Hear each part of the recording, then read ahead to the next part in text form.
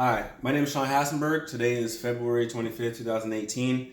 I'm putting together the Lab 3 for Anatomy A&P Bio 250. Um, so I'm going to go ahead and have the cameraman, who's my wife, go ahead and show the area and environment. Just a quick little snapshot that there's no additional resources in my work area other than my illustrations and the structure list for the Lab Report 3. All right, I'm going to go ahead and show this right here, my work area. I have this right here. On it, I just wrote down what was on the lab report worksheet for skin, compact bone, and the demonstrations. And then these are my illustrations. So we'll go ahead and we'll start off on the illustration 1 for the skin. You can go ahead and focus on here. We'll wait till it gets focused up. You can bring it closer. Get an overhead view if you don't mind. Thank you. Is it good right there? Are you comfortable? All right. So, we'll start with the structure of the skin. We have the blood vessels down here.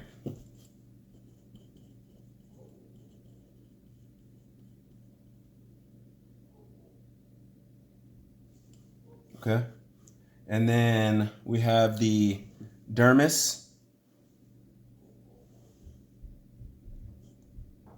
which ends right here at the little crest of the hypodermis.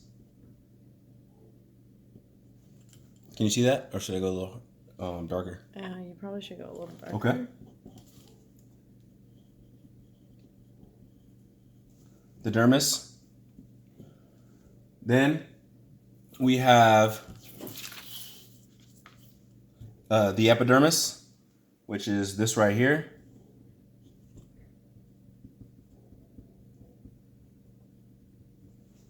And I'll actually write it over here.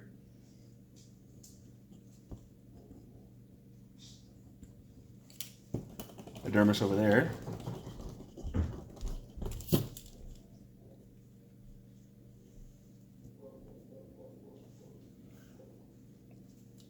Okay, down over here we have the hypodermis, or the subcutaneous level, fat level.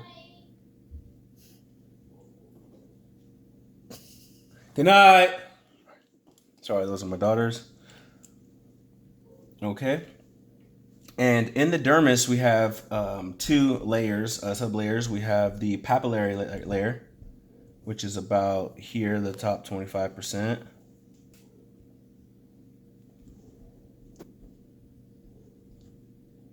And then the other 75% of the dermis is the reticular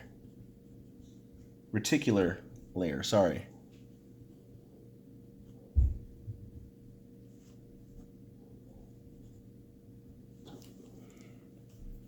Okay. We're going to show the, right here is the apocrine sweat gland.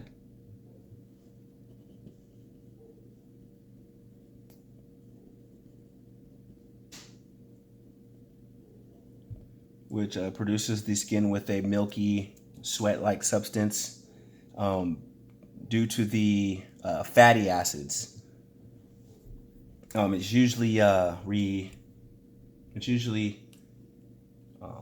the function of it is in response to stress and sexual stimulation.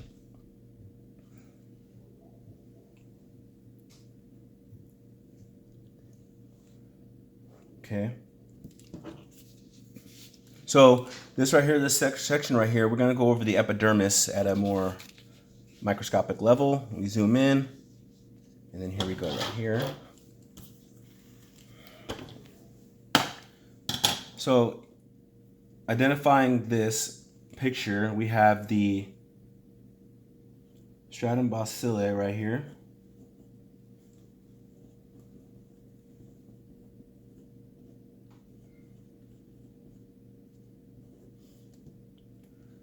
Then we have the stratum spinosum.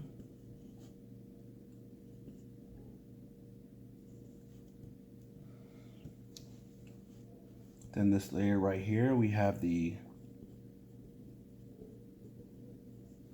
stratum granuloleum. I believe that's sorry, there's an S in there.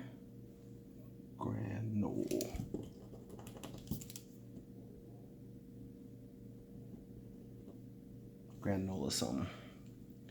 Then we have the layer right here, which is the stratum lucidum. And then we have the 30 plus layers of dead skin and everything else with the stratum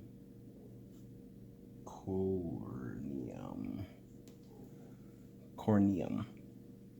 And each of these layers here have keratinocytes. These are just the top ones, are just the dead layers, or the dead ones, and these are right here are all living. These ones right here are living keratinocytes. Okay? And then here's a melanocyte, which produces melanin, or the pigmentations in our skin. And that goes over the skin. And one thing I forgot to mention is right here is the basement membrane, which is in between the dermis layer and the epidermis layer. Okay, this is the sebaceous gland and a hair follicle. And that goes, that concludes the skin portion.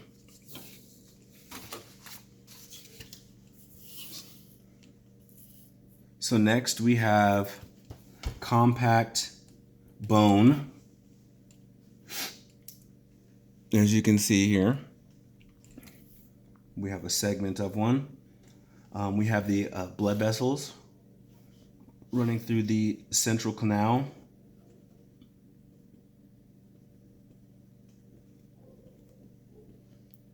You have 2 minutes left. Is that 2 minutes for 5 minutes? For 10. For 10 minutes?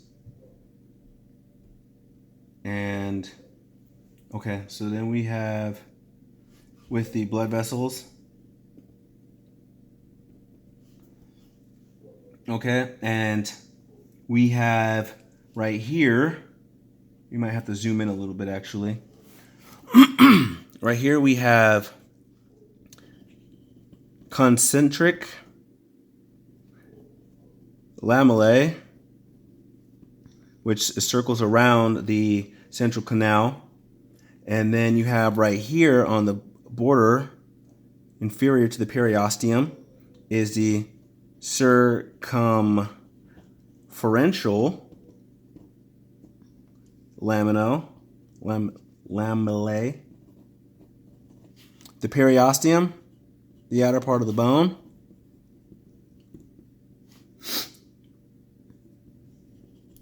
Okay, and then with the concentric lamellae formation plus the central canals, you have a osteon. And with the osteon, you have these right here, which connective thingies, these dots right here, are actual cells called osteocytes, which used to be osteoblasts, but then they are stuck in the matrix in which they deposited inside of a cavity called lacunae.